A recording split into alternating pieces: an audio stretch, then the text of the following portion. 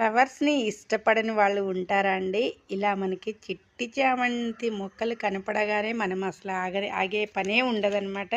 చూసారు కదా, చిన్ని చిన్ని మొగ్గలు, అలానే విచ్చుకున్న పువ్వులు, రాబోయే మొగ్గలు, ఇలా రకరకాలుగా ఈ చెట్టు అయితే ఇలా ఉంది. ఇది అమ్మమ్మ వాళ్ళ ఇంటి దగ్గర అనమాట. చూసారు కదా, రోజ్ ఫ్లవర్స్ కూడా బాగున్నాయి.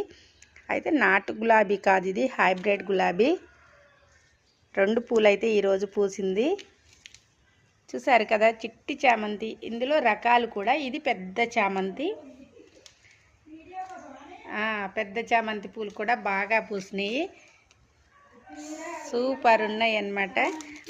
అంటే ప్లేస్ చాలా ఉందిలే, కానీ ఇంకా ఉన్న దాంట్లో ఇది చక్కగా ఉల్లికాడలు అనమాట. ఉల్లికాడల చెట్టు కూడా అమ్మమ్మ వేసింది. ఇదంతా కూడా ఇలా ఉన్న కొంచెం దాంట్లో కూడా మా అమ్మమ్మ అయితే ఇలా మొక్కల్ని పెంచేసింది. ఇదేంటి, మెంతి కూర, కొత్తిమీర కూడా వేసిందట. ఇందులోనే గోంగూర కూడా ఇలా పెట్టేసింది మా అమ్మమ్మ. వాడిని ఇవి ఆకు తీసిన తర్వాత పారేస్తే అవి తీసుకొచ్చి ఇంకా తర్వాత ఇక్కడ వచ్చేసి తమలపాకు చెట్టు కూడా వేసింది. ఇక్కడేమో దమనమట, దమనం. ఇలా చిన్న చిన్న డబ్బాల్లో భలే వేసింది. ఇది ఆలుగడ్డ మొక్కట. మా అమ్మమ్మ చూసారు, ఆలుగడ్డ మొక్కను కూడా వేసింది. ఆలుగడ్డ వచ్చినప్పుడు చెప్పమ్మమ్మ, ఇది ఎండిపోతే ఆలుగడ్డ వచ్చినట్టు. ఇక్కడ ఏంటిది, ఇదే కొత్తిమీర,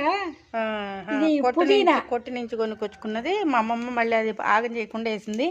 ఇలానే ఇక్కడ కూడా మిర్చి విత్తనాలు వేసింది.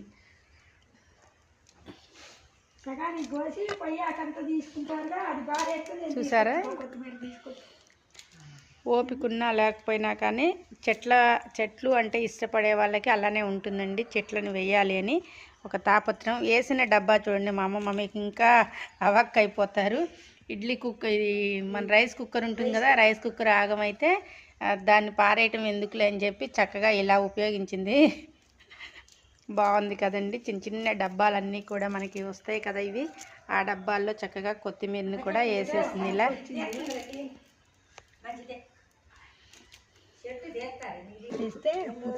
వంగ చెట్టు కూడా వేసింది.